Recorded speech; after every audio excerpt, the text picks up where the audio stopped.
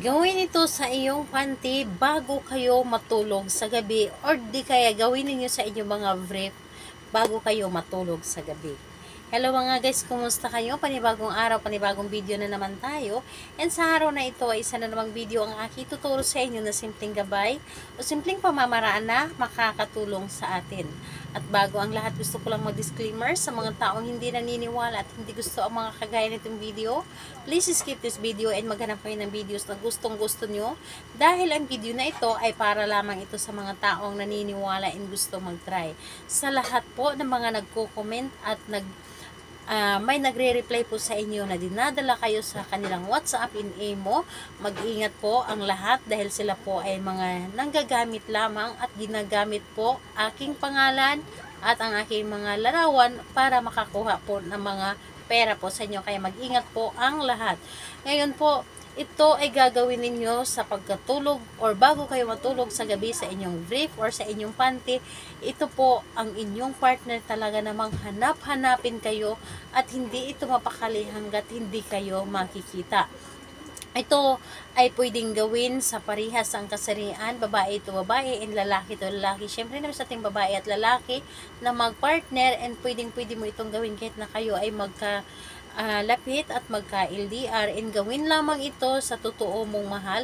Gawin mo lamang ito sa inyong mga partner mismo, sa inyong asawa or sa inyong karelasyon, basta ito po ay walang sabit, yung hindi po kayo third party. Dapat po ay asawa mo ito at wala itong ibang minamahal, or ikaw talaga ang legal na asawa or ikaw talaga ang legal na boyfriend or girlfriend niya. So ayun po, dito po kailangan natin dito ng ating gagamitin sa paggawa ng ritual na ito. Ang kailangan lamang natin dito sa naibanggit ko na sa inyo, kailangan natin dito maghanda ng panty or brief ng inyong partner, or panty or brief mo na ikaw ang gagawa. Panty mo po mismo or brief mo mismo na ikaw ang gagawa. Pwede mas maganda yung pantin mo na hindi pa nalabahan. Yung nagamit mo na, nasuot mo na at hindi mo pa nalabahan, yun po ang gamitin ninyo.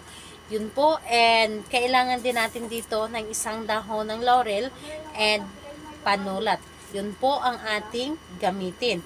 So, ayun, kapag ready na yung mga bagay or mga materialis na ating gagamitin sa paggawa ng ritual, ang isunod po ninyong i-ready isang ating sarili po. Kailangan na alam po natin sa ating sarili na gustong gusto natin itong gawin, at alam po natin sa ating sarili na ito ay makakatulong sa atin at buo po ang ating loob sa paggawa at paniniwala po mismo. And kailangan na mag-isa ka lamang na gumawa at wala pong dapat na nakakaalam at hindi mo rin ito ipapakita sa kahit kanino. Ngayon, kapag ready ka na, ay pwede mo na itong simulan. Ang gagawin mo lamang dito, napakadali at napakasimple lamang. Sa dahon ng laurel, isulat mo dito sa dahon ng laurel ang pangalan at apelyido ng inyong target at ilagay sa baba ang hanap-hanapin mo ako lagi.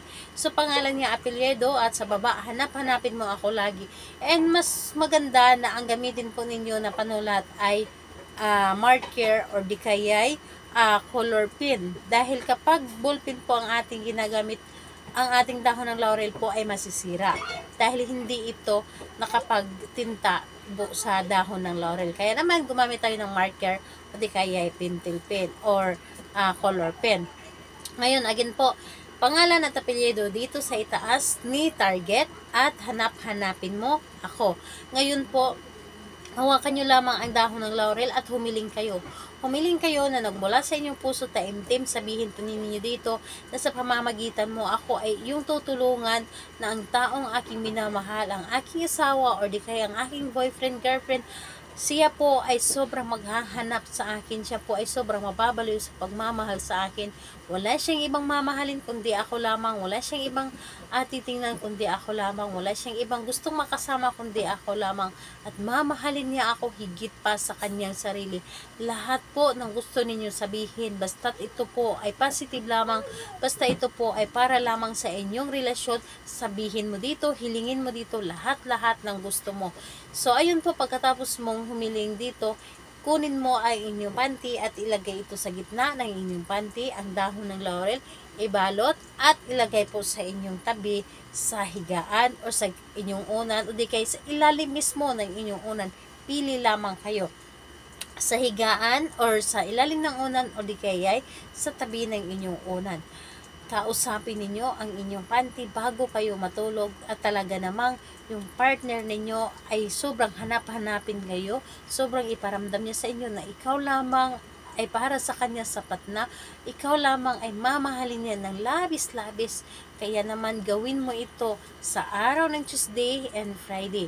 Pwede rin naman sa ibang araw kung malakas talaga ang inyong energy sa paggawa na para bang hinihila kayo na gawin ninyo ang isang ritual. So, ayun po, kailan ito pwedeng kunin? Kunin mo lamang ito kapag naramdaman mo na gumana na ang inyong ginawa at ayun po, saka mo na lamang labhan ang inyong panty kapag naramdaman nyo na gumana na ito. So, sa lahat po ng mga gustong magpa-shoutout, mag-comment lamang sa baba para ma-shoutout ko kayo sa next video. And sa lahat po ng may mga katanungan, mag-comment lang din po sa baba para ma-replyan ko din po kayo. Salamat po sa inyo. Bye-bye everyone. God bless us all.